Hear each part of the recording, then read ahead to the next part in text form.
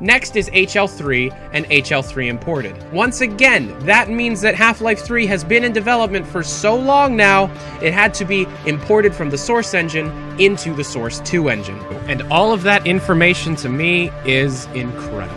Newell later does an interview in August stating that Episode 3 has gone through many experiments and techniques during its development, and later states that he has nothing to show, but promises once he has material to show the public, he will show the public. Valve has seemed to have shifted their focus from making game-changing experience to making market-changing services, and that's what current Valve games are. Services. So once again, whether or not they're actually going to be having people pay for mods in the future in some shape or form is unknown, but it is great to hear that Valve is completely listening to the community, and it is great to be able to hear that maybe people will view Valve in a better light than they have over the last couple of days. Will it be Half-Life? Will it be another multiplayer game, or will it be something completely out of left field? There is actually evidence pointing towards pretty much every single Valve IP getting some kind of new game in the future. However, it doesn't really seem like Valve is that focused on making games. So why don't we go through all the different evidence pieces regarding future games and every reason why Valve would want to make one of these. In the short term, Valve will probably be focusing on updating many of their multiplayer games, like Counter-Strike. So Valve just straight up screwing Half-Life 3 because they think that gaming isn't an art anymore, gaming is a service, is not completely true.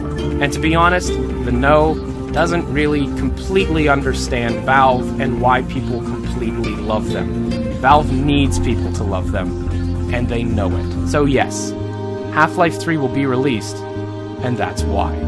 Keep in mind, a lot of what I said is speculation based off of the different entities seen, based on these new FGD type files that was maybe leaked or maybe intentionally put into Dota 2. But just remember, by all accounts, even for those that think the game will never come out, the next Half-Life game has been developed as soon as Episode 2 wrapped up and the Orange Box was released. Ever since then, people have been working on the game in some regards. We've had concept art leak and massive amount of references in in-game files since 2007. Mark has only now retired in 2016, and as we all know, it has been a long time since Valve has released a Half-Life game. And yes, it seems that Valve only cares about money and hardware currently, but Laidlaw has had the time to write concepts and story pieces over the last 9 years. And as we've seen, Falisak and Wompa can definitely put the pieces back together if they need to, just like Mark did. Valve probably never intended to, and HTC just knows that the Valve community of fans very much is waiting for a software or a game to be able to be released and using that against us. This picture shows that a folder needs to be made to keep files associated with imported source. There, right there. The picture itself shows a list of Redford's favorite folders within Windows 7, one being a folder for Left 4 Dead 3 weeks. Valve might be testing Left 4 Dead 3 over Steam for community and networking purposes while masking the game as Left 4 Dead 2. The supposed SteamDB listing for Left 4 Dead 3 also has been updated frequently as well, just not as much as the Left 4 Dead 2 beta. Funny enough, only a couple of hours after this image had essentially gone viral within the Valve communities, an edited version of that same picture was posted in the place of the previous leak. And also, just to point out, the name of the original picture file is directory_fun. So Valve is being secretive about software, and odds are they will release it with very little fanfare, quickly being poorly doctored out. And then the year ended, with more hope than how it began, as in the beginning of the year, Valve's longest employed writer, Mark Laidlaw, announced his retirement from the company, leading many to predict the downfall of the Half-Life franchise. Well, I have many predictions for 2017, but those will just have to wait for another video. During the International, well, just watch for yourself.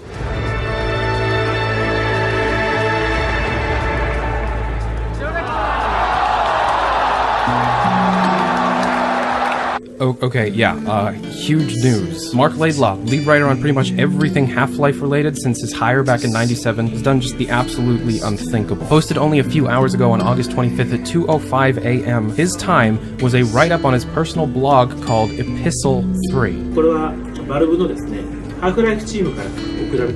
There's a Half-Life team. Really? I find that immensely hard to believe, unless you're referring to the VR game team, which may not even exist at this point. So, let's recap the last 2 years. The Lab, Destinations, Steam VR Home, Artifact, Rich Constructor Portal, and now Gordon Freeman in Final Fantasy XV. Okay, how much longer are the hardcore Valve fans going to need to wait to get any semblance of good news? I recently made the realization that when I started this channel back in 2011, it was after Portal 2 released, and ever since then, I have been reporting on every single leak, rumor, tease that has ever happened, and we are still no closer than we were back then.